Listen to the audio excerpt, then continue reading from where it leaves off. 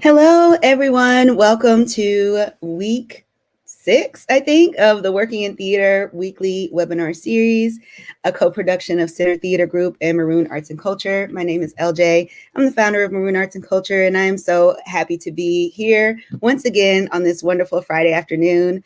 It's been a great week. I feel like I've gotten some work done. It's beautiful outside. There's a new 2 Chainz album, and we're going to talk about money today. So it's going to be a great one. Joining me today, we have three panelists. Talk about money today. Our first panelist is Megan Pressman. Welcome. She is give me your title one more time. I'm so sorry. Managing Director and CEO. I was like CEO, but then I was like, there's something else. CEO and Managing Director of Center Theater Group. So embarrassing. I'm sorry. I'm also joined here today with Richard Azurdia, who is not only an artist and an actor, but he's also a CPA. And that's correct, right, Richard? Yes, it is. Thank you. Okay. And then we also have Diana Wynn. I should have asked you off camera how to. All good. It's Wyan. Wyan, I'm sorry. No worries. I am not a professional webinar host. I'm just a person starting an arts organization that has a lot of questions. So welcome. Thank you for joining us. I'm LJ. I'm coming to you live from the land of the Tongva, the ancestral land of the Tongva people. Before I start, during convenings, I like to call on an ancestor to get a little extra energy flowing in my day. And today I'm going to call on my grandfather, Bernard P. Jenkins. He's an entrepreneur and an engineer, and he was really good with numbers. So I think I need his strength today. Those of you who are watching us, feel free to share with us in the comments where you're joining us from. And if there's an ancestor out there who is helping you make it through the day, feel free to tell us about them as well. So I think I'd like to start by giving you each just about a minute to introduce yourselves and talk a little bit about your work.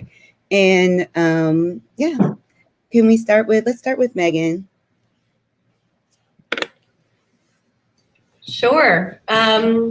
Hi, everybody. So at Center Theater Group, I've been there for not quite a year and a half as the managing director and CEO. I came from a smaller theater company back in DC before this.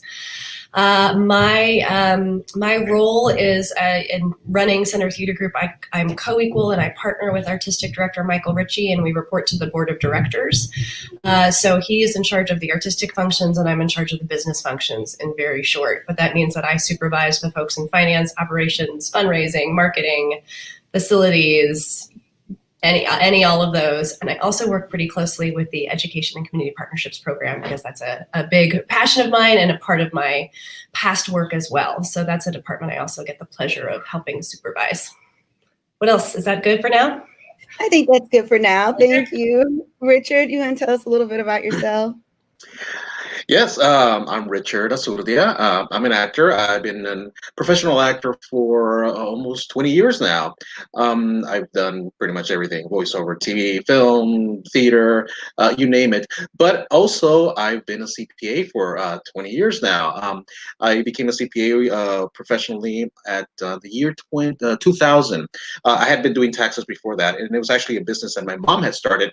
And when she retired in 2008, she pretty much said, "It's yours if you want to continue this." And I did. And I decided to focus more on taxes for artists because I started bringing a lot of my friends in, and started doing their taxes. So I decided to just really focus on that. So half of my clientele is my mom's old clients. They've been loyal to me, which is great. And the rest of the clients are all pretty much artists.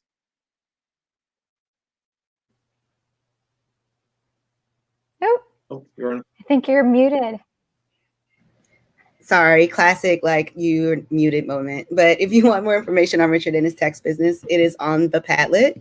There's a guide there that you can download. Sorry, Diana, go ahead. Oh, no worries. My name is Diana Wyan. I am a director, choreographer, and dramaturg, born and raised in Los Angeles, California, and still working here. Very proud to be a Los Angeles-based artist. I want to shout out for all of my other LA-based folks out there. I direct primarily theater and opera, as well as musicals. I'm also a curator of contemporary performance for TIOH Arts and Culture, which is an initiative of Temple Israel material of Hollywood. And I spend most of my time as an artist now, but I was associate artistic director at a theater company in 99 Cedar here. And so I came up having to produce a lot of stuff. So budgeting is something that I am very excited to talk about. Thanks for having me.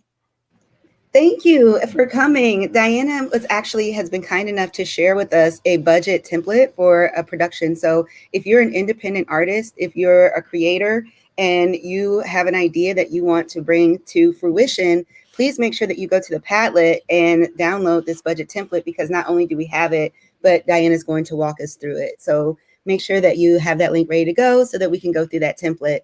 I'm also very excited for this topic this week, because as a new arts organization, budgeting is something that is constantly coming up just in our internal conversations, but also in grant applications and things like that. So yeah, I think that to start, let's just say it, like, artists tend to have an uncomfortable relationship with money. And so I kind of wanted to start by discussing that. Why do you think that is? And what do you think that we can do to remedy that? I know that's a big question. I'll go for it. So it's a huge issue. I think back on my own career and how scared I was to even ask for payment sometimes.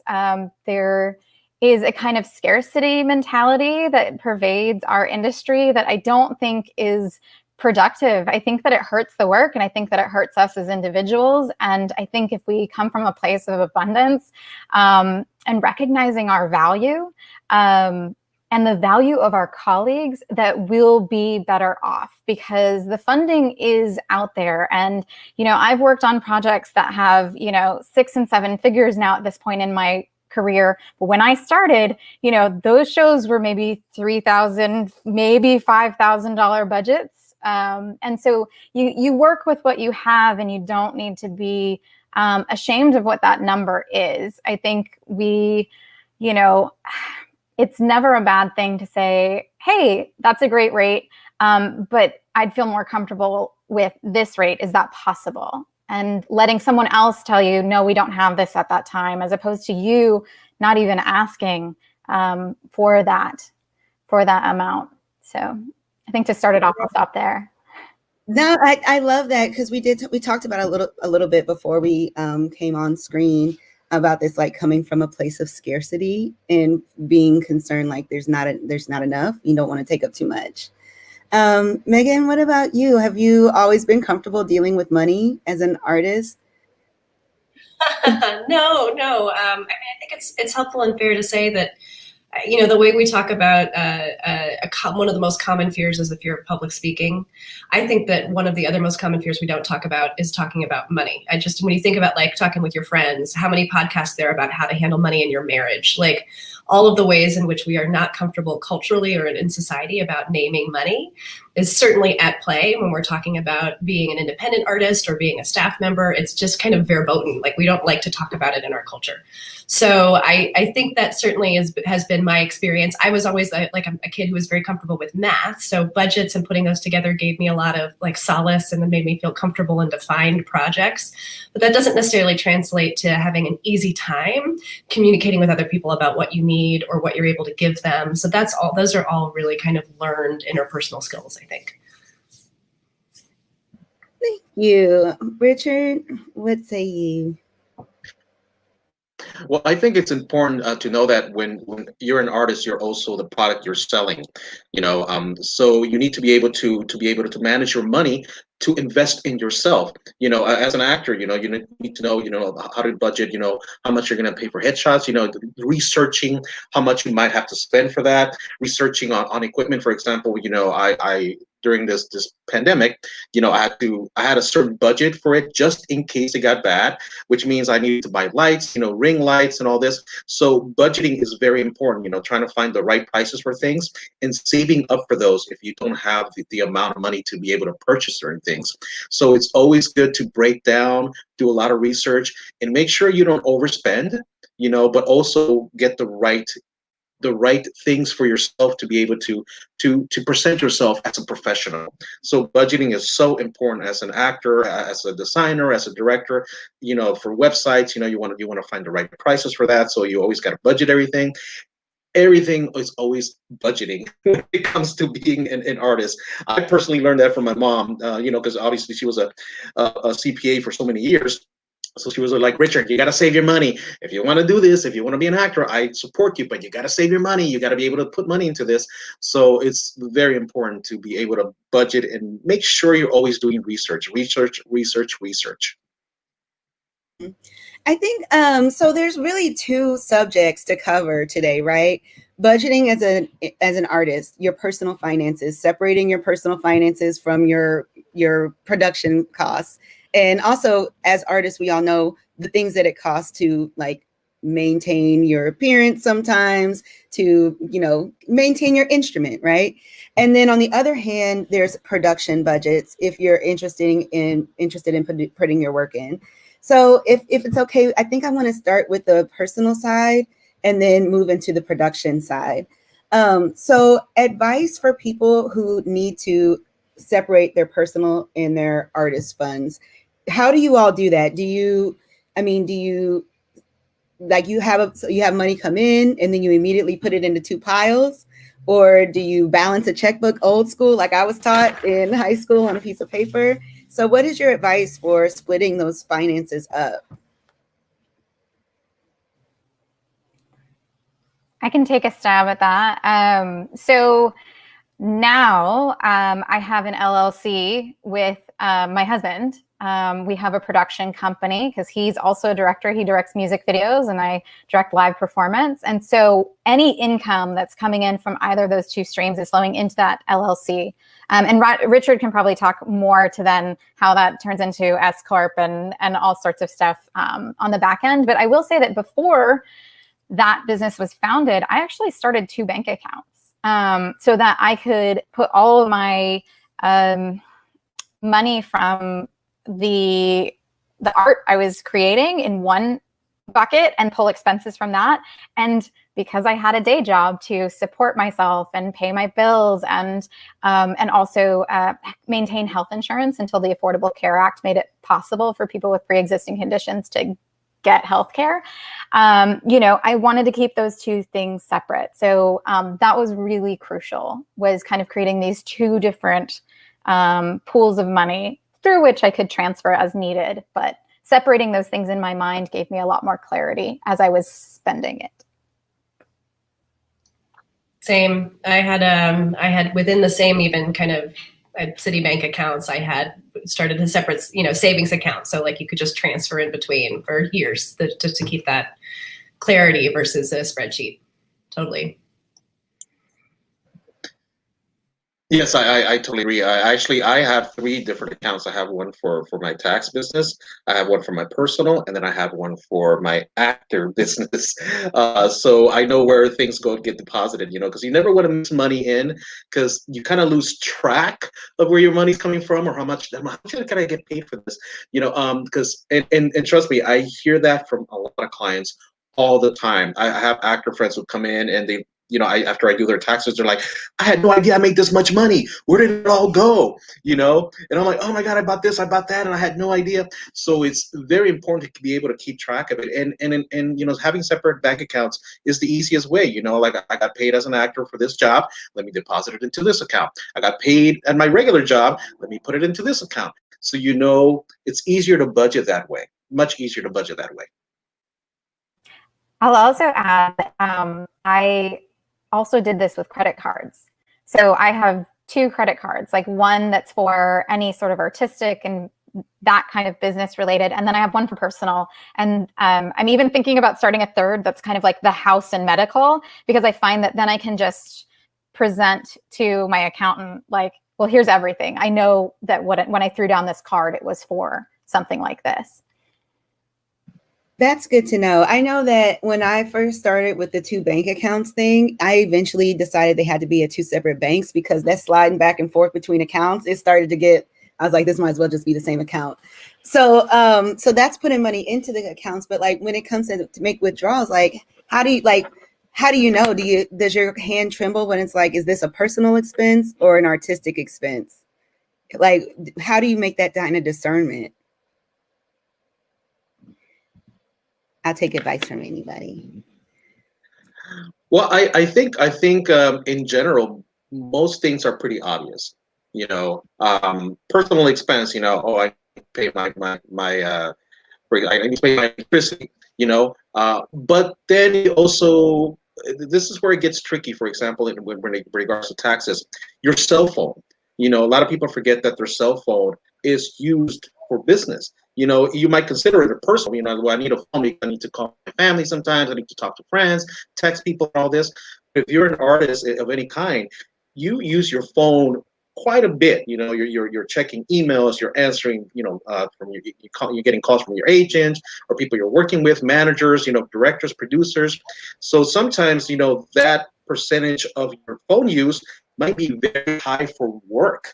Like for example, I have two different cell phones. I have one for my tax business, which is only 100% fat.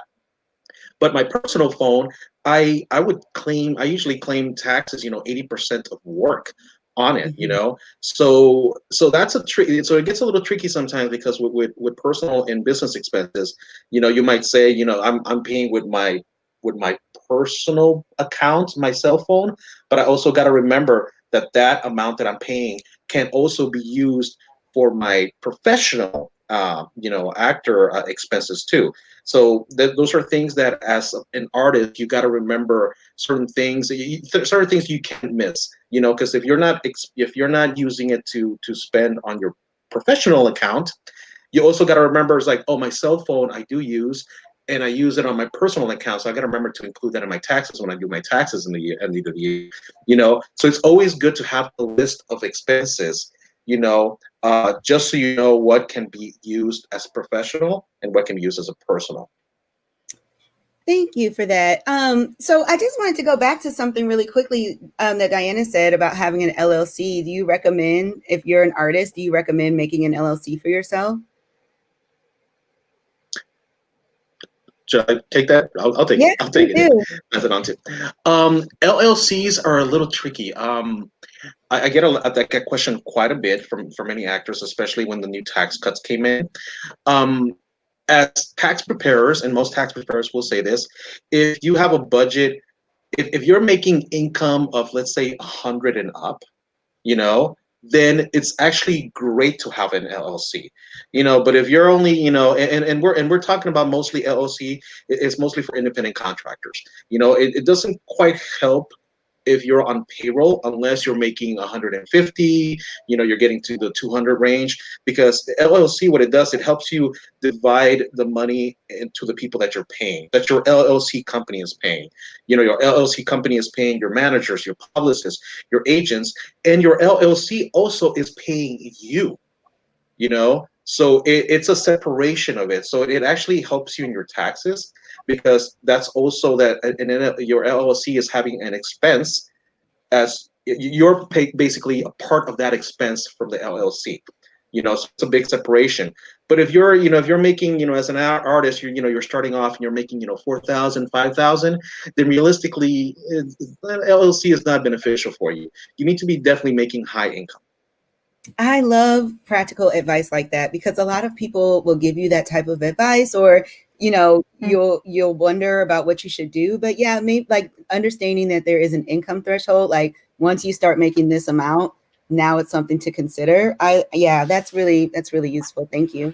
Did you have something to add, Diana? Yeah, because you have to pay $800 a year to have an LLC. Like, there are certain things that you have to do, and you have to maintain payroll. So I'm glad that, Richard, I'm so glad that you laid that out, because when we decided to do this and found this LLC was, for his projects, oftentimes he gets a $20,000 budget or a $50,000 budget.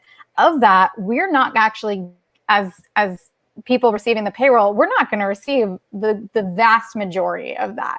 And so it's going to flow right out. And so for it just be in our personal bank accounts got real confusing really fast.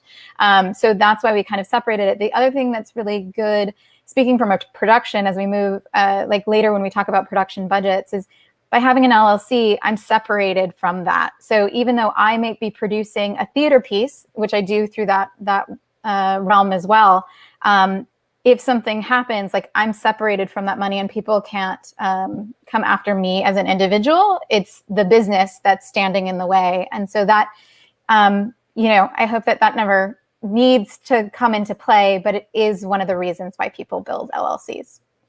Yes, thank you so much. Somebody in the comments John is teasing me because I love to ask for money. I don't love asking for money. I'm actually very awkward when it comes to asking people for money, like a lot of people are. But I like to count money. Like I'm not good at math, but I do like to count money. So there's something a little different. I think that. So what I wanted to kind of move into now, so you're an artist, you've got 2 separate bank accounts, maybe you've got an LLC, and it's time for you to present your work, right? So what do you need to do? You need to make a budget. What's the first thing that you do when you sit down to make your budget? And if I could just tack on a second question, in your experience, what is the most expensive item on the budget?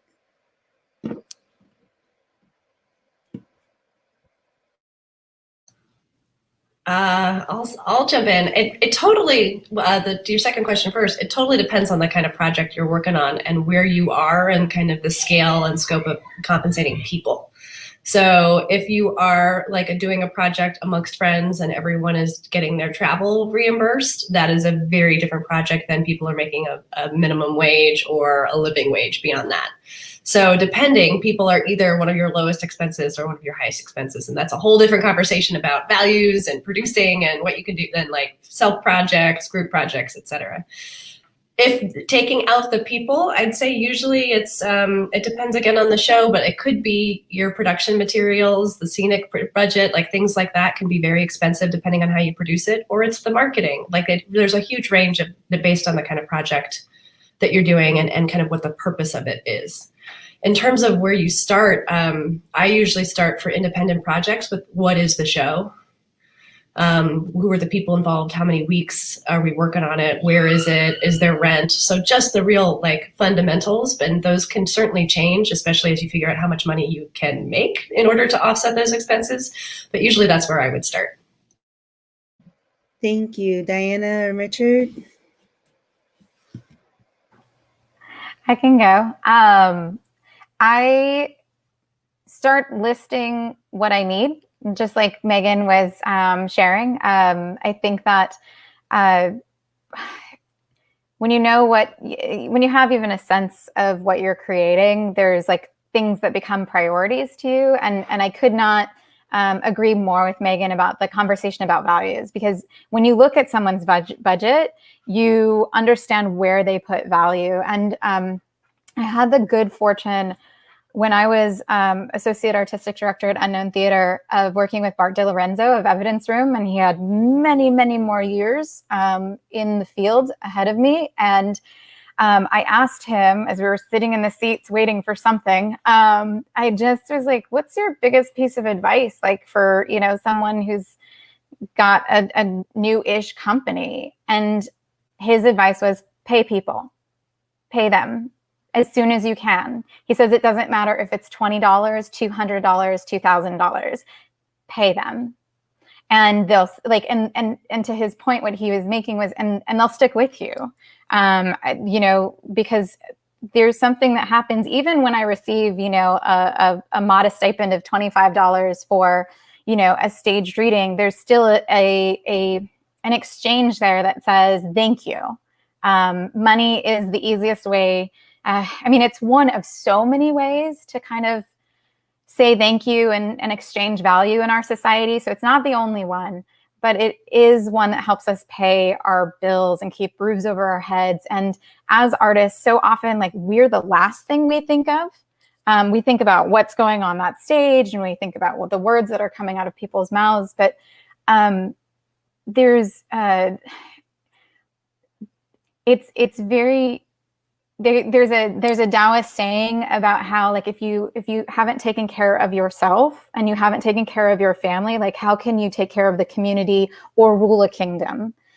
So for me to show up as a director, it's a lot easier when I'm not stressed out and I have a solid line item, knowing that I can pay my bills at the end of the month, and stand there and do the work to my fullest capability, instead of knowing I've got to do a lot more to get to make ends meet. So you want to take care of yourself and also your people, like Megan was talking about. They need it too. So that's usually the most important thing. But I start with that list of like, who's there? What do we need? Do we need a space? All that stuff. Richard? Wonderful.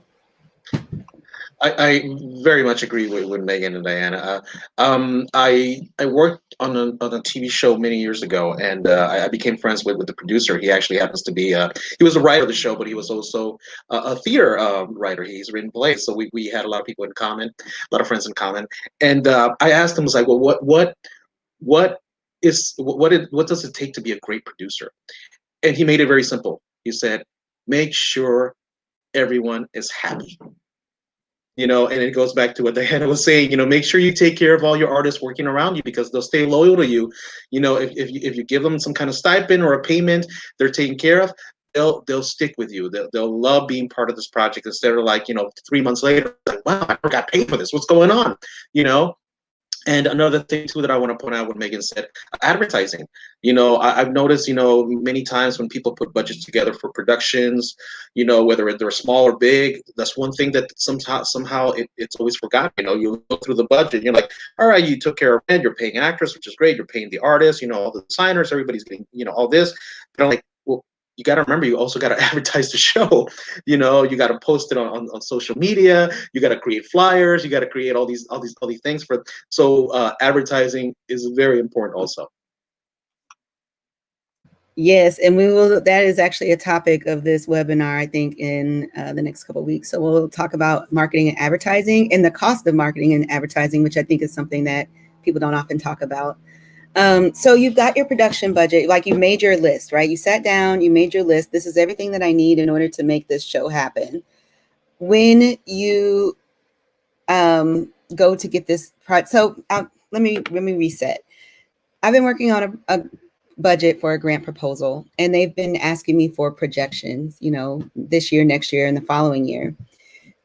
How do I project those numbers? Do I put the numbers in as if I've got the grant, or do I put the numbers in with the money I have right now in my pocket?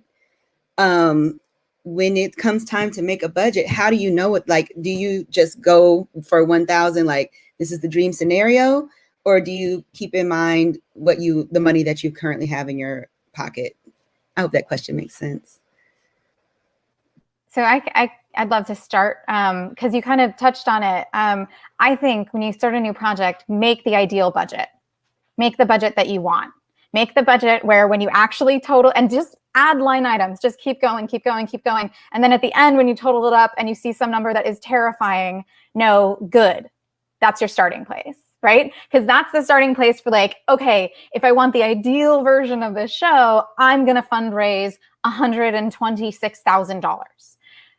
But we all know that if that's the ideal budget, there's also like the micro version of that, right? If that's not feasible, then you can work your way back down depending upon the revenue streams that you had. And I know I'm throwing out really big numbers, but like I spent the majority of my career making shows for like less than $5,000, out of my own bank account, taking that risk. So, but dream big and then ask for that money. Don't apologize for that. And then work your way back. Like once you know, okay, I did get this grant and I got this grant, but it's only this much. It's only going to cover that much. Then you can sit there and go, okay, well, where can I shave off across all of these line items? And then there are certain line items that you do not want to go any lower. And you need to know what those are, because usually I have in mind an ideal budget and a like drop dead, cannot proceed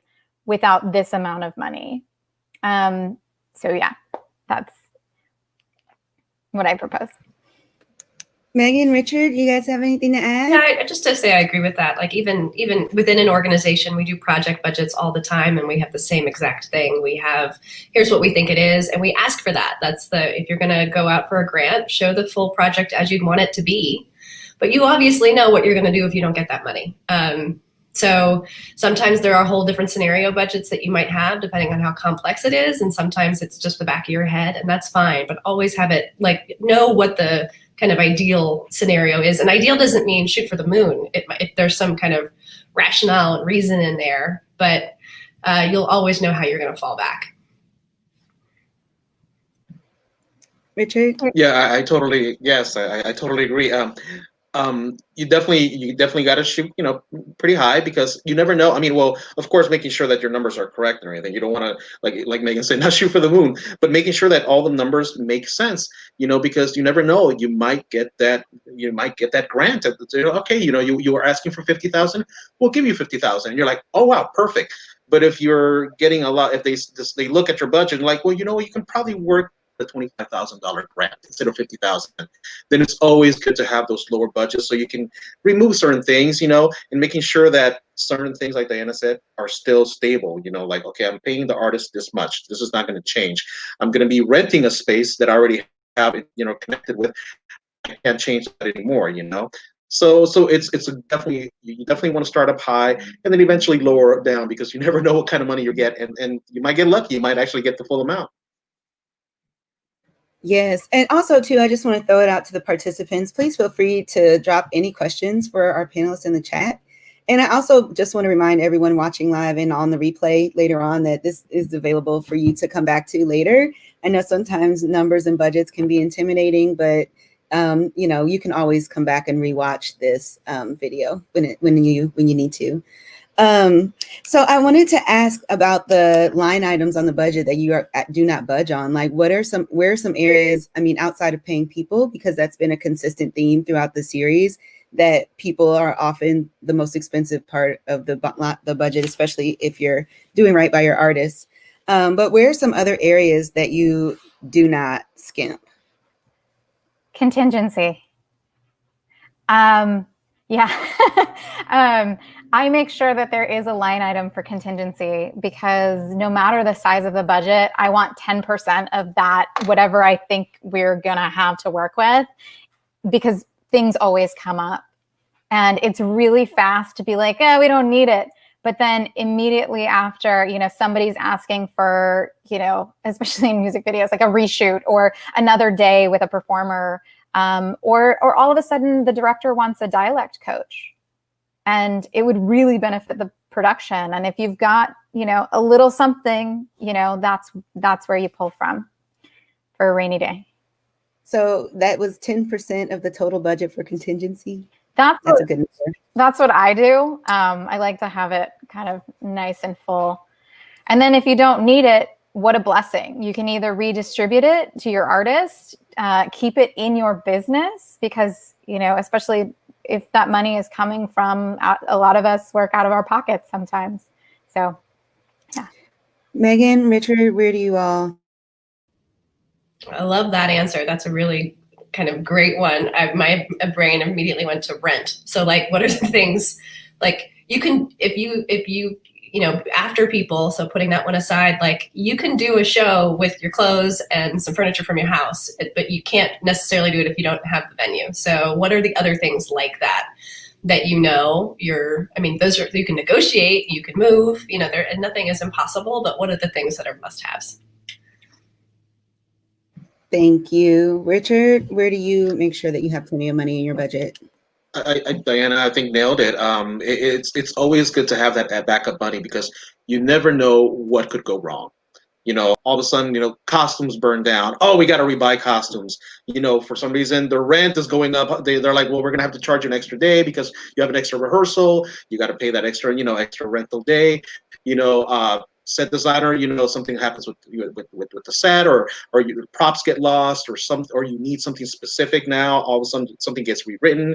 You're like, oh, we need to add this thing on the show. Well, we did not budget for that. Well, we have that extra money. So that money is very important for any emergencies. Wonderful.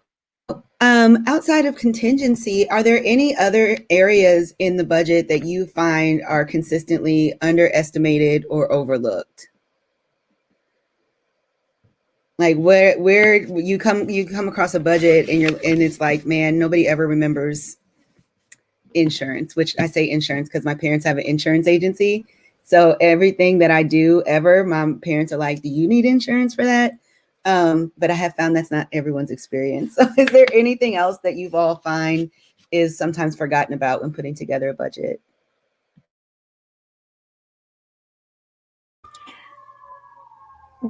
It doesn't have it happens, so I'll bring it up. Sometimes people will budget for the designer and not budget for the work that needs to happen. And I mean that in two ways. Some designers swing a hammer or hang their own lights, and some need a TD or an electrician. And I love working with both. So making sure that there is not only a design fee for their creative work, but also what you need in place to actually build those costumes or sets or hair and makeup. What is it going to cost to actually buy those items that are going to make a big difference for the experience of the audience at the end of the day. So just making sure that you balance out what you're paying people with giving them the tools that they need to succeed in their job. Wonderful. Richard, do you have anything to add? Yeah, and I think I mentioned it before, advertising. That's one thing that, I notice always people forget. They'll have a great budget, they're paying everybody, they have a nice budget for the set, for the costumes, for the props, for the director, extra money for emergencies, and then everything's getting done. And then, a couple of weeks into the production, and I was like, oh, wait a minute, we should probably get a publicist. We need to get flyers, right? We need to, pay, Facebook to advertise on Facebook. We need to pay this. People sometimes forget advertising, and also, as personal as an actor, people also forget that, you got to advertise yourself, so you definitely got to invest in that too. You got to get your, as an actor, you got to get your headshots. You got to get, pay photographers. You can't just say, well, I got to pay the photographer, but then you also got to do headshots, but then you also got to print them, so it's all the little details, You can't forget that.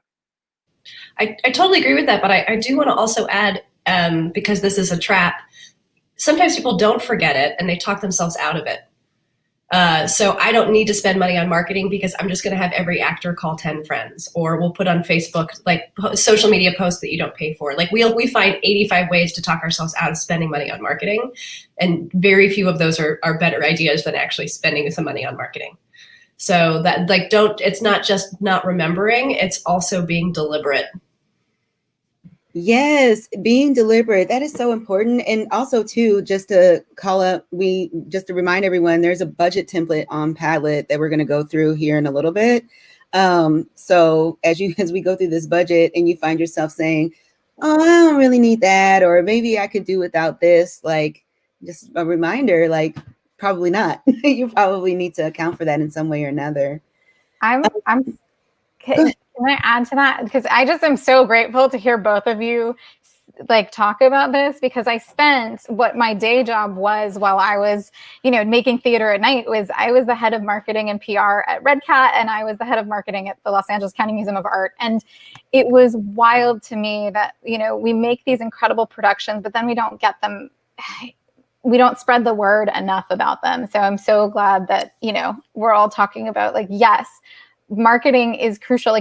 It's going to get people to come see your work. So please, please, please keep that as a line item, or at least ask for in kind, right? Like ask a friend, hey, can you do 10 hours of community engagement work for me? And when your show comes up, I'll do 10 hours of community engagement work for you. And then the other thing that I want to share about budgeting for people is that sometimes you're not able to give people everything you want to give them in the moment. But the project has a much longer life. And so with my own work, there's a show called Blood Sugar that I developed about diabetes because I have type 1. And people my team was like like they wanted to support me, and I have paid them a modest stipend every time we've come together, but I would have loved to pay them more. And now that the show is actually touring, every single one of my artists gets a royalty. And so that includes the stage manager from the workshop production who, like hasn't really been in the room with me at all, especially now that it's an online presentation. But it's awesome to cut that check for, basically like an extra meal or, a good solid amount of groceries for 2 weeks, like feels really good. So if you cannot give people the fee at the time, do think about a royalty, because even 1 to 3% can really add up when push comes to shove down the road. It also makes it so that I can perform this show for free. So if no one's getting paid, we're doing it as a gift. And if anybody is getting paid, this is how it's structured. I love that. That is so interesting. And I know it's a good transition too, because you all mentioned not having your cast call 10 people to sell tickets to the show. And that's something that came up in our working group, our little boot camp earlier this week, about profit splitting as a way of bringing in funds, and also as a way of being able to pay people. And I one thing I said, because I've never done a show like that before, but one thing I said was like, whatever you do, just make sure that that's not your marketing plan. But I do want to talk a little bit about how your pay structure of Blood Sugar, because you mentioned that you thought it was like the new wave of how artists can get paid. So is it a royalty structure then? Well, I was able to get like $3,000 from the National Arts and Disability Council, right? So I had that to work with when I went and did it at Bootleg, when I kind of did the work a long time ago on stage. And so I cut that up and I gave it to the people that were working with me, and I didn't take anything. And I made sure that they got compensated for their time for like the week that we were kind of coming together. I think that's another thing, is how long do you really need? Like sometimes you're like, oh, I wish I could pay them $2,000, but I don't have that. I have, 600. And so instead of a long process, what can I accomplish in a much tighter frame is something interesting. But I really believe that stage manager was integral to the work that resulted. Like the things that he said to me as we were working made an impression on me and are embedded, like his DNA is in that work as much as, maybe not as much as mine, but his DNA is in there. His ideas are in there. So to be able to then show that later as other people appreciate the work and book it has been, it's just starting, but it's been nice to kind of find alternative ways to look at paying your fellow artists. I love that structure. This is like, I probably should have asked you beforehand, but like, do you have the agreement between, like the royalty agreement between you and your artist? Is that something that you could share with us? Yeah. So what's I started building Blood Sugar in 2017. So when they started working on it, this wasn't part of the conversation, but I recognized as we were working. So I actually don't have agreements with those individuals, but I have a bunch of emails that was like, hey, I want to do this. Okay. And so that's what's in place. But I will say for my own work as a director, yes, like in the past, 2 years, I have been very forward about being like, let's negotiate this now. And figure out what that wants to be, because I had, there's another artistic director, Darren Anthony of Moving Arts, and he asked me something. I had a work move on and tour the country, and the stage manager that worked on it got, that did the performance got paid, but I never saw any sort of royalty as the show was touring the country. And I was like, they're doing the work. And he stopped me and he said, well, would the show be what it is without you? Because it's your staging. It was my dramaturgy. and it was younger in my career. So I didn't think about it, but I think there's a big conversation about value happening in every sector, in like, in every part of society. And so I feel like sharing these little tidbits, like if one of these feels good to you, run with it, because that goes back to your first question about like, why do we feel so nervous? And I felt so panged about then turning to artists and saying, hey, what do you think of this? But I got to say, once I started having an honest conversation, it was not as scary as I thought it was going to be. As a dramaturg, that so again, it's like you contribute, but you don't write, you don't direct or create. Royalty, that's such an interesting concept, but also as a person that is interested in devising pieces, right? When it truly is a collaborative process. Megan, did you have something to add? I feel like I may have ran over your comment.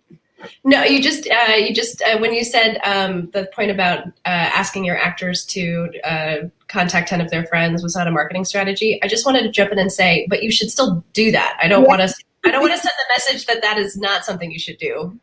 Absolutely, grassroots, guerrilla style, get the word out. That's all. Literally everything that Maroon Arts and Culture has is because of the 10 people that I know and the one person that each of them know. But if you out there watching want to stay up to date with Maroon Arts and Culture, you can text Maroon to 474747 and we'll make sure you stay up to date. Okay, we did a whole thing last week. I'm trying new things. So I'm just going to throw that up there again. All right, so so you have the budget. You've made arrangements with your artist. It's a collaboration. It's a royalty. That's how you're going to take care of that. What about the rest of the items on the budget? How do you fill in the blanks? How do you get the money? Budgeting is not just what is going out, but budgeting is also what's coming in. So do you all have any advice for that side of the conversation? I'm willing to bet that it's not ticket sales, but don't quote me.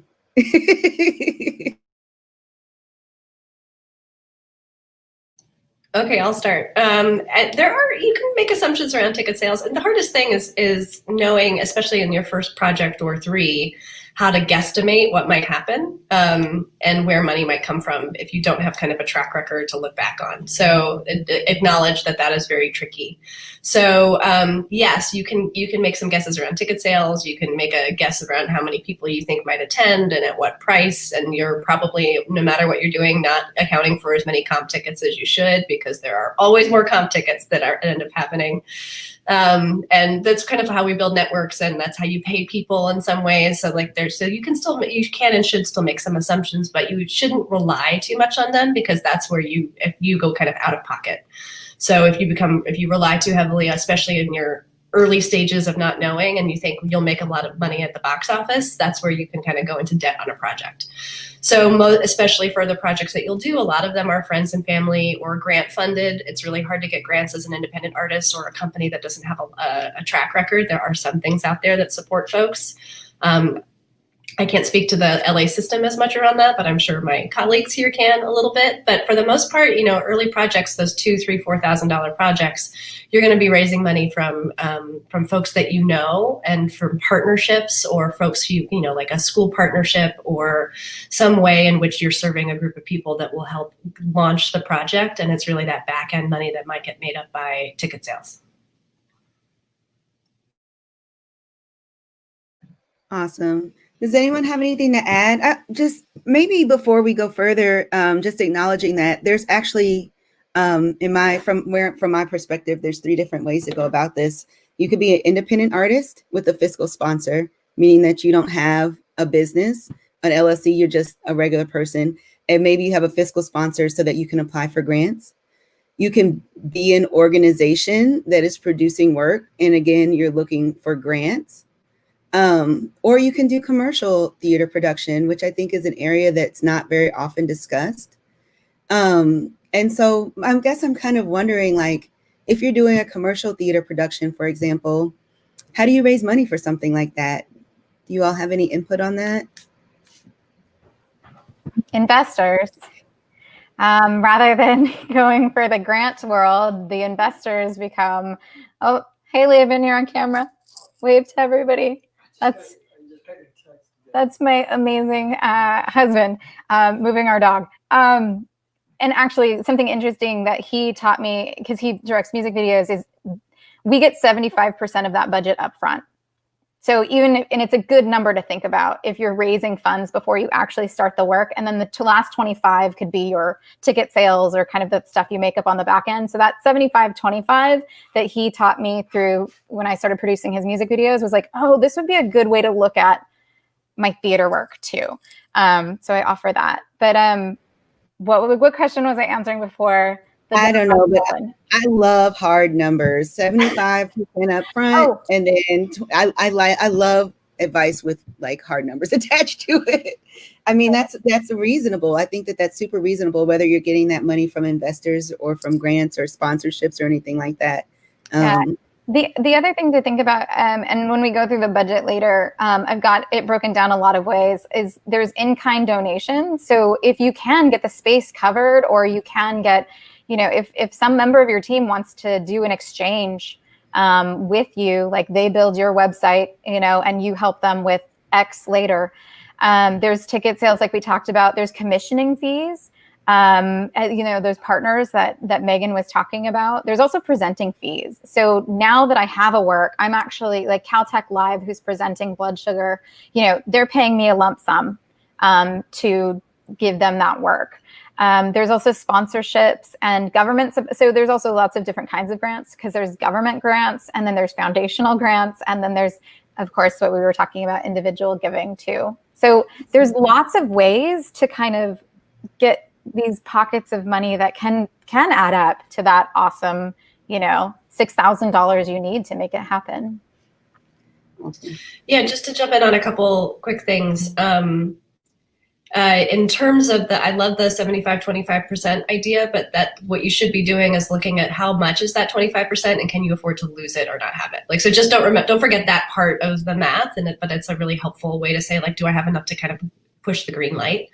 And the other thing, especially if you're in, this is a hard thing to say in COVID, but one of the ways I've fundraised for projects throughout my 20s is events you do at a bar. Like, right, so your friends have no money to help support you. They can't buy tickets, but they will pay money for a beer. Like, you'd be, right, this is the universal thing is kind of friend-to-friend peer fundraising, giveaways, raffles, auctions, come to a bar and pay a little bit more. Like, that is the classic way to get, $800. So just don't forget that there are all of the things that you kind of know how to do between peers, the way you threw parties in college, still works when you're trying to, not just me. No, if you did it right in college, you made like a little bit more money than what you spent on I feel like it almost works better now, because usually like more of your friends are like, we're all employed as opposed to like living off of, scholarships or family. So yeah. I love that reminder. Such a great reminder that there are other ways to get that money flowing in. I have a bunch of tax questions for Richard, but before we get into my tax questions, I'm going to take some questions from the comments. So some things that let me scroll up here. And so some things that our participants were wanting to know: what is the best way for a beginner to track their budget? Not sure if it's a personal budget or a production budget, but do you all have any tools, software, or good old fashioned pen and paper tools for keeping track of your budget, and also for like receipts and things like that? Because all I have is like a Ziploc bag. It's not good. I'll jump in on that. Well, if you have a credit card or debit card, most of those companies, they have a way of tracking your professional and personal expenses. So you can always go back to your old statements or your yearly statements, and they'll divide it for you. And I think some companies, some banks, or companies, depending on who we're working with, you can categorize certain things. So like this these expenses, it's going to be under my business meal expenses, so you can do that also through the company, the credit card company, or through your bank. So it's easier to compile everything at the end of the year, so you don't have to go through a bag of receipts. And there's nothing wrong with bag of receipts. Funny enough, being an actor for so long and a CPA, I actually do the bag of receipts myself. I always advise my clients, keep track of everything. This is how you got to do this. This is how you got to do this. I'm always giving them the great advice, but I don't follow it. But at the same time, I kind of know how I keep track of my stuff. So I'm like, okay, I know, when I separate all my receipts, it, at least for me, I'm a visual person, so I like to look at stuff. So sometimes when I'm working late at my office, I'll clear out my desk and I'll put all the receipts on the desk. I'm like, all right, let me see. This is for this is for that, this is for that, and so. But at the same time, I also make sure that all my numbers are correct. Through my bank accounts. So it's always good to keep track of that also. Thank you. I feel so much better about my bag of receipts now. Let's see, what other questions do we have? We have a question about, let's see, somebody was wanting to know about like actors access and backstage, if you think it's worth to pay for it if you don't have representation. They're like, yes, no, maybe. I'm not an actor, so I have no advice on this front. I can jump in again. I'm not sure if Diana was going to say anything. Yes. I still get work from Actors Access and backstage. Even being represented. There's sometimes things that your agent might miss, or if you don't have an agent, things that you can book on your own. Which means you don't have to pay anyone a percentage out of your check. But there's so many great projects out there that are not going through agencies or managers. So it's definitely an investment for yourself. You want to put yourself out there. If you don't have money to spend on a professional website, you can always tell people, hey, I'm on Actors Access. Here's my link to that. I'm on Backstage. Here's my link to that. So people can see your resume, people can see your reel or anything else that you have on there, your headshots. So at least you have a professional platform where you can present yourself as a performer. So it's very important to have that. Even in the beginning of stage, you want to get that started, because people will eventually start asking you, hey, can I find you online? Is there anywhere I can see your stuff? Oh yeah, I don't have a website yet, but you can find me on Actors Access. Here's the link for that, and you'll see all my information on there. Thank you for that. I appreciate that. Megan is about to leave, so if there are any last questions for her, make sure you get them in. But just thank you so much for joining us today, and Megan, and giving us advice. I really love hearing from different size organizations. We've got an independent artist, we've got large organization, and I love hearing where the perspectives are the same, and I love hearing where they can sometimes be different. I do have one question for Megan before you go, though. Okay, so when I was working on my grant project, I had to project out for 3 years.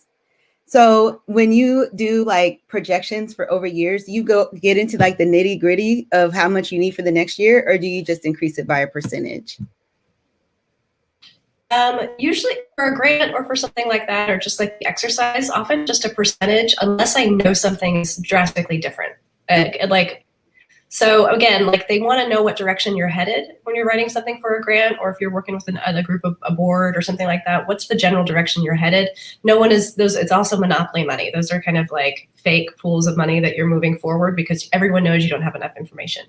If though it's like next year we're doing this big, it's the 10th anniversary of X thing happening project, and that's going to balloon things, put it in. So it's okay to have some like knowns in there, but other than that, like my hope is that we're going to grow our paying people by 3%. So I'm going to do with some math and put that in there. Okay, so what percentage? Like 3%, 5%, 30%? Yeah, if you were growing things without a narrative more than 5% on the expense or income side, I'd get suspicious. Like, especially in this environment, like if you're showing 10% year over year growth in your fundraising and you don't have a story to tell about that, I would like skull that. If you're looking at moderate growth, 2 or 3% of expense growth here and there, and like you have a plan for why you think that you're starting an individual giving program next year, so you actually think it'll jump up 12% because you haven't asked people, or you're all of a sudden eligible for a city grant now, fine, have it jump. But you'll always have an opportunity to tell bits of that story. Thank you so much. I really appreciate that. That was one question. I was like, I gotta make sure I get that one in. So Megan is going to hop off. Bye. Good to see you all. Thank you for having me. So much. And we're going to take some more questions from the chat. We've got more questions to address here. We've got, let's see, where is it at? Let's go with this question on, let me see. Let's see. Somebody wanted to know about strategies for rehearsal or performance space, like negotiating. So do you all have any strategies for negotiating either the venue or anything else on the budget? I'll jump in. It is really good to know what you can afford and what you'd like to pay. Because those usually are two different things. And of course, sometimes the fee for that space is going to be potentially more than, like, know when you're going in what they are expecting and what you're hoping for.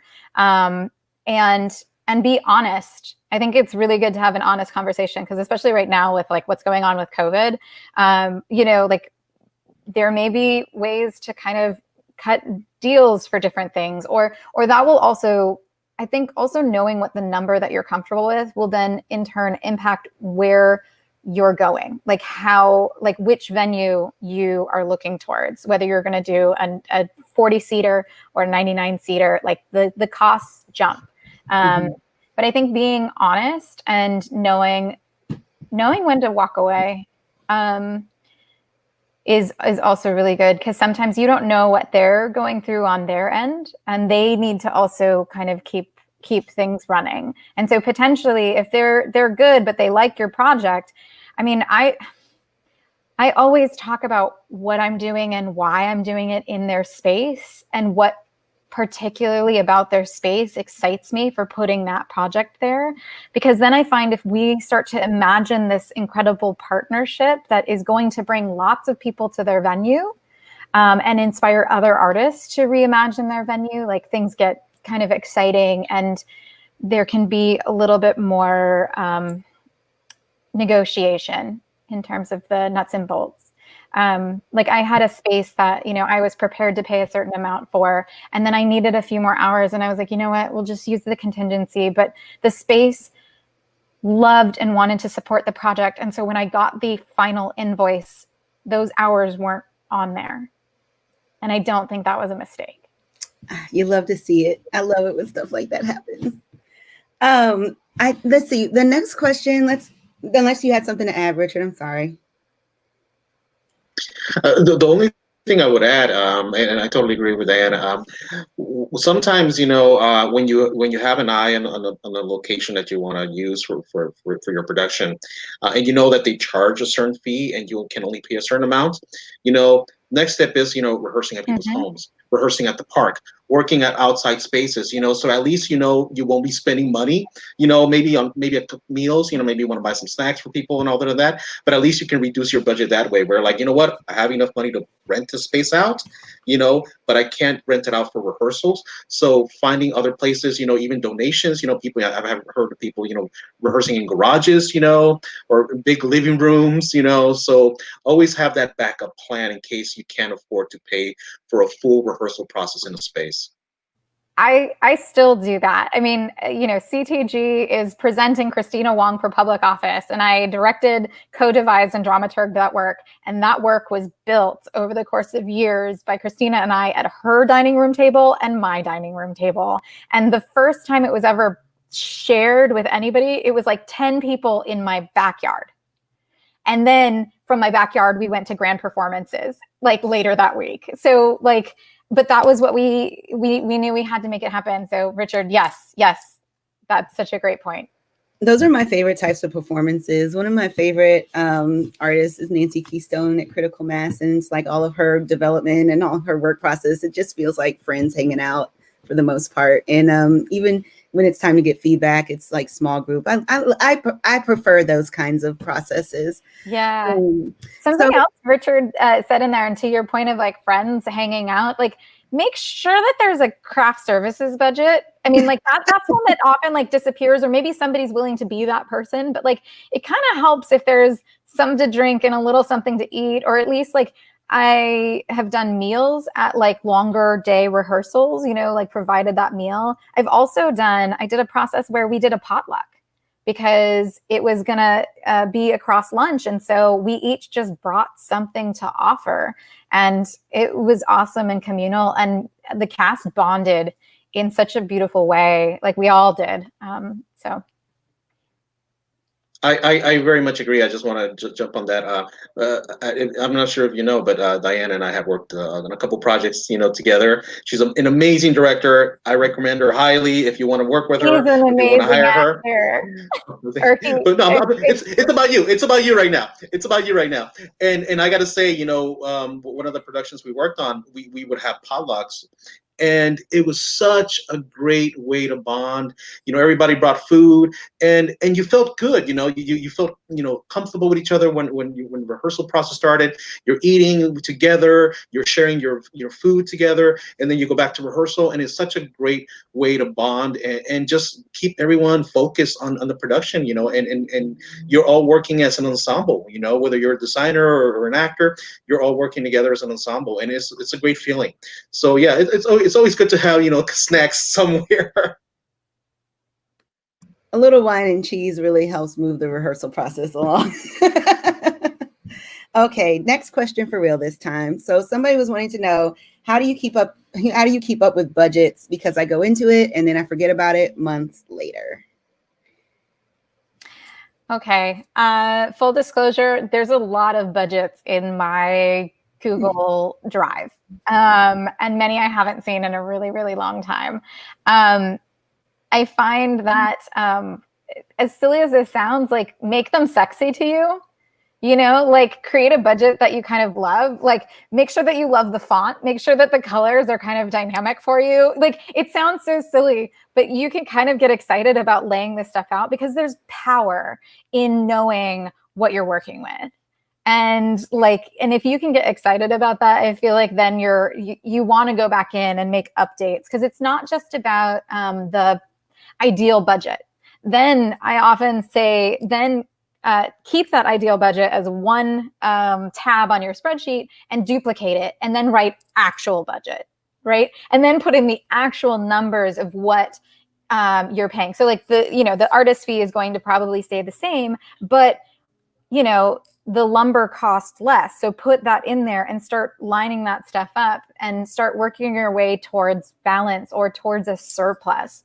And I find that can be engaging. But I'm with you. Like you're not the only, like I too have abandoned many a budget, or literally defaulted to like scribbling stuff on Post-its just to be like, are my numbers right? So yeah. Do you have anything to add to that, Richard? I'm laughing because I totally agree. And sexy, I think is a great word. Me is more cheesy, but it makes it fun for me. I'm gonna give a personal thing here for myself. When the pandemic started, I felt I needed to buy things, for online work, and I kind of broke it down on a list. I'm like, okay, I'm gonna need a ring light. I'm gonna need, lights for my green screen. I'm gonna have to buy a green screen, and it just sounded boring. All these listings. Like, oh, I got to do this, I got to do that, I got to buy this. I've even got a lavalier. But then I added little notes to each thing. Like the ring light, it's gonna make my face look nice. The backlights, the green screen is gonna look nice and bright. So it was like little notes that I added to it. So when I looked at the budget again, it's like, oh, that's right. Yeah, that is true. That is true. It's like a reminder to myself, even though I know that already. But it was good to just gotta add those little reminders on there. Lavalier, I'm gonna sound better, Richard. I'm like, oh, that's right, and then I just need a lavalier, but I'm like, okay, there's a purpose for each one. So that was my way of making it, I guess, sexy for myself and fun too, and make sure that I'm like, I have to stick to this and I need to get these things. Yeah, because I think it's really like, I love that. I have a note section for everything because everything that you're describing is necessary for you to do your work. I think we forget that like these budgets, even though like I've talked about many different kinds of numbers of like totals, but like when you break down those budgets, like every single dollar is necessary and essential. There's no like real padding other than the contingency, which is most likely going to get used. And those notes kind of convince you like, no, this is an effective use of this money. This is going to set me up. And I think especially as an individual artist, like the things around your website, and your domains and things like that. I mean, it's, $12, $15 every single year, but that's professional development. And also another thing that sometimes gets overlooked, LJ, to your point about that is documentation. Like I, as a director, there's so many projects that I wish I had so that I could show them to a future employer. I don't need them to be blasted on the internet, but I do need to say, this is what I can do for you. Like, this is an example. So making sure that you have great photos and great video, even if that video is only, a 3-minute section of your entire show, see if you can get it. I think, and invest in having someone who really does know what they're doing capture that, or take your iPhone out and make it work. Because I have definitely done that for grants. I have had professionally captured stuff, and I have definitely had my cell phone in the back of a theater. It's also one of the reasons why I think like cell phones are like, as you're thinking about upgrading, like that's a tool. That's a tool we're all using. My cell phone is literally the third camera in the online version of Blood Sugar. It's 2 laptop cameras and a cell phone camera. Mm-hmm. Yes. So we're going to go through the budget template here in a few minutes, but I just want to get through a few more questions from the comments. Not sure if this has been covered already, but what are the legalities of accepting donations as a new company or as an independent artist? Do the donations need to be claimed as income? I am not a tax professional, and so I will not offer any advice on this topic. Richard, do you want to take this? Yeah. Sure. Yeah, I'll jump in this one. So we talked about fiscal sponsors. That's one way. Like say for example, you're starting out a new company, but you're not a nonprofit, and so then you work with a nonprofit so they can funnel that money to you. So you don't have to worry about, like, oh, I'm going to have to claim all this money that's coming in. You have an organization that's helping you to get through that process. Now, if you're just small, you're starting out, you're completely independent, unfortunately, you will have to claim that because that's income that's coming to your pocket. The good thing is it's also income that's going to be spread out through everywhere in the production. You're paying artists, you're paying this, you're paying the rent, you're paying props, costumes. So it's also an expense. So in reality, you can assume you're not going to be making that money back. So it would be considered a loss, so it won't really hurt your taxes as much as long as you keep track of all your expenses and how much you're paying everyone or how much you're paying for the production itself. So that's very important, keeping track of everything, but you definitely have to claim it on your taxes, unfortunately. Any money that comes in, through donations, it's all basically income for your project and your production. Yeah, I want to add that, yes, to everything Richard just shared. And I want to add that I think it's really important that we're very clear when asking for money. Like a donation is often seen as something that, you're giving to a 501c3 or another kind of charitable organization that you can get a tax write-off. And so as an individual artist without a fiscal receiver, I cannot give them that tax write-off. So if people do want to make a gift, to my production, that becomes either they're an investor or they just believe in my work and are okay with not getting that charitable tax write-off, which is why so many people get fiscal sponsorship or they do become a nonprofit at a certain point. Like, again, Laban and I started an LLC, not a nonprofit, and there were reasons for that. So you kind of want to figure out what's going to work best to you and just make sure that you're very clear legally on what you're accepting and what the other person is receiving in return. Yes, I actually think I have a couple of tax related questions. I think that might be a good segue for that. I was just wondering about quarterly taxes. Like, is that something as a person who is typically paid 1099? Should I be paying my taxes quarterly? Is that what I should be doing? It depends on how much money you're making. That's what it comes down to. And also it depends on how much money you expect to make that year. Because as an independent contractor, sometimes you don't know how much you don't know who you're gonna work for. You don't know how much money you're going to be making for the year. It's not like on payroll where if you have a consistent job, okay, I'm making 30 grand a year, I'm making 40 grand a year. As an independent contractor, you might make 5,000 in one year, you might make 50,000 in one year. So it really is something that you kind of got to gauge as the year is coming along. If all of a sudden you're at the beginning of the year, you only make $500, but then by February or March, you get a bigger job, and then that leads to another job that you're possibly going to get, then you can start assuming that you're probably going to be owing a lot of money to the IRS. So that's like you all of a sudden in the middle of the year you get a big job, and they're going to pay me 20,000, and I already did another job that paid me $10,000, and you're like in the middle of the year, let's say June or July, then it's a good way to start jumping into the quarter, where you can actually start paying in.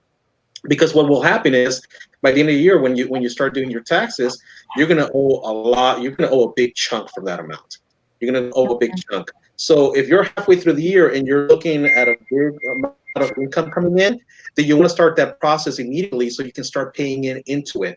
So when you do your taxes, you either already paid most of the amount, or you paid all of the amount, or at least a little bit of it, so you don't get hit immediately when you do your taxes. Because then, when you do your taxes, oh my God, I owe $8,000. I could have just paid already some of that off.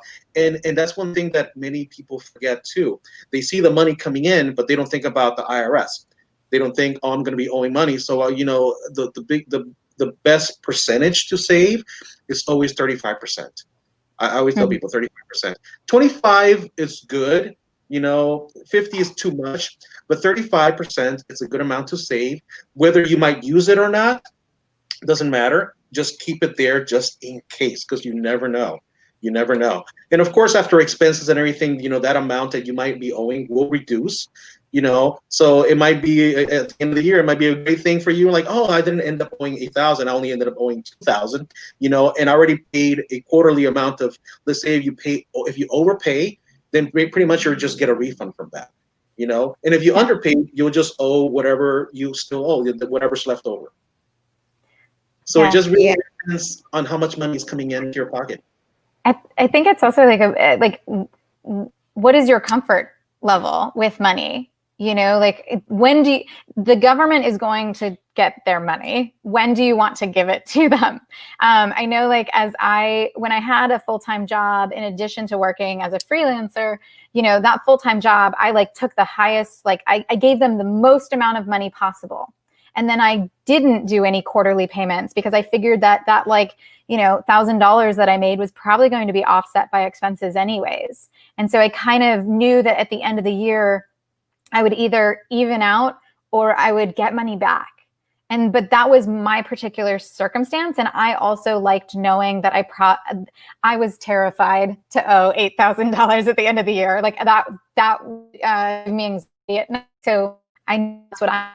But other people want to do the other, keep it in the bank so they know if something goes wrong in their life, they've got that pocket of money to pull from. But eventually, the IRS is going to receive what's owed to them. And I'm of the standpoint, that's good. We all benefit from the work that, it's a really thorny time to talk about the government.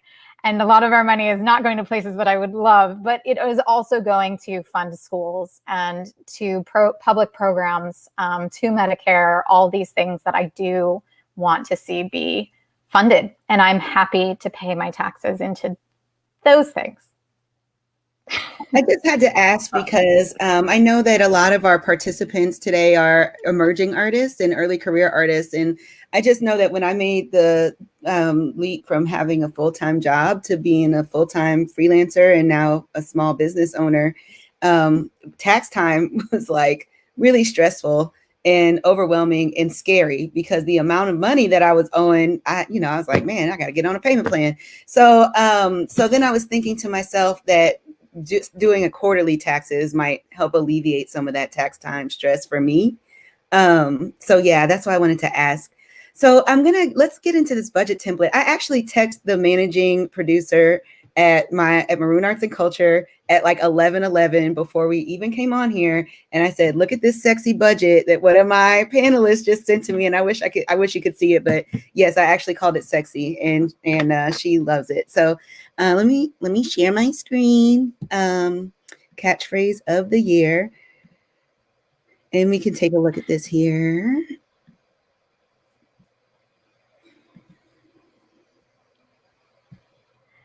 Okay. Awesome. You can see it? Okay, perfect.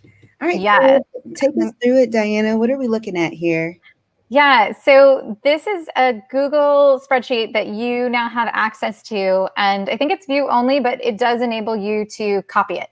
And once you copy it, you can mess around with it. So know that, again, change the fonts, change the colors, like this is your budget, like own it.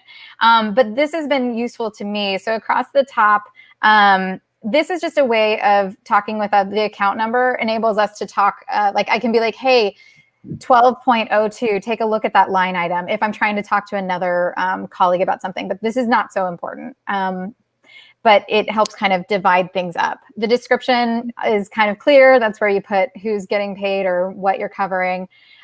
This is the amount and the unit type. So the type can be a flat rate, an hourly wage, like all these things. And then like for the X is going to be the number of times, like if I'm hiring someone for 10 hours of work and I'm hiring them for $15 an hour, and then the subtotal comes out with that. So if I've got one person and I'm doing it, let's see, I've got them working 40 hours for me and say they're the director, so I'm going to try for that. Here's a subtotal, $800. So again, under artistic, you want every member of your artistic team, including performers. Again, if you want to build out other designations, go for it. But down below, I separated out production crew.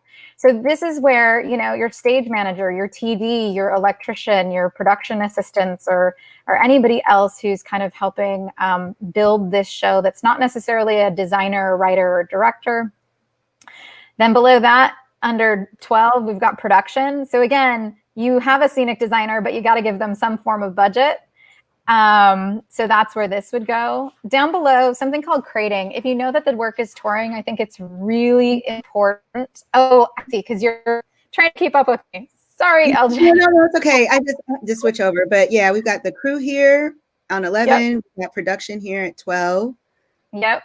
And so down at the bottom, you see crating where my little green box is. If you need to ship stuff, right? If the production's going to another city, you're going to want that line item in there. And if you don't have it for now, you can delete it. If you know that it's just in town, again, like add what you need and take away what you don't need. Make this budget work for you. Venue, think about rehearsal space versus performance space, as Richard so beautifully pointed out. Then under travel, depending on where you're headed, this is a big one. I've been a part of a lot of projects where basically I got my parking and mileage covered, but I believed in the project and wanted to do it. And just that was great. Some of these per diem, these ideas around mileage and per diem, if you're questioning like, well, how much should that be? Ask your friends. Ask your friends if they've paid anybody per diem, or see a project that's similar to yours and see if you can ask that individual what they put in the budget. There's also things from the government, like, there's certain numbers that the government puts. Okay, number 15, as we talked about, marketing and publicity. So, break it down. Publicist, marketing associate, social media associate, community engagement. Now, all this could be one person, but it could also be multiple people. And some of this could be in kind, or it could be, 10 hours of work, or it could be just a flat rate. Printed materials, online advertising, and websites are important. And then down here, producers often don't get paid, but they're doing a lot of work. So consider them as part of that key crew to make sure that something's going back into their coffer if you have the funds for it. Here's that insurance line item, as well as office expenses, ink for printing, paper, all that stuff, postage, shipping. Down here is where I've got like hospitality and craft services and meals. If there's anything like that, hospitality is one. Do you need to take a couple people to a meal, right? A potential donor, that can be part of your budget that you've got, maybe $100 to work with for that kind of thing. You'll see documentation of the work too. And there's that contingency at the bottom. So you get the total. And then below that is all the income that we described earlier.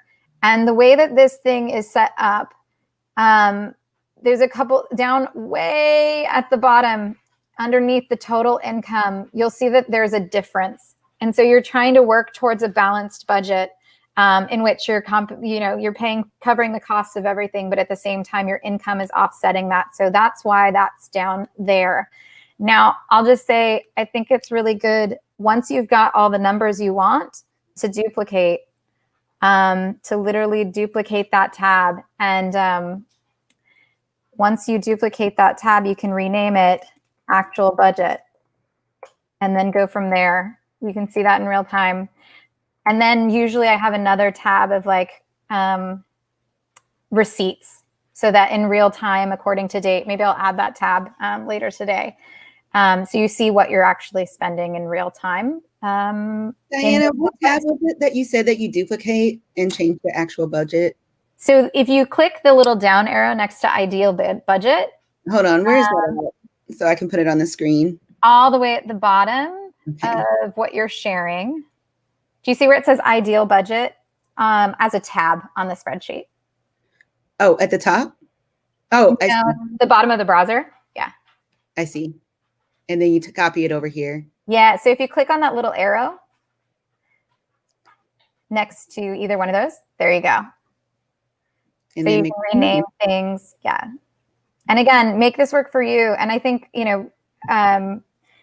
this could also become a great template for your personal expenses instead of artistic, or things like that, laying stuff out like this. And it's like communications, like, is that your website and your cell phone bill and all that stuff, so that, you have one cell phone times 12 months at $55 a month.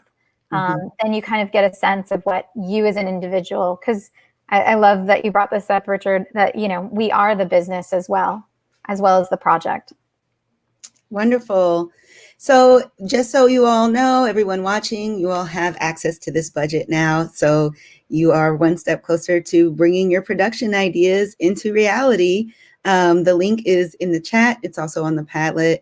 And if you're in our working group, this is a budget we're going to look at next week. So make sure that you have it.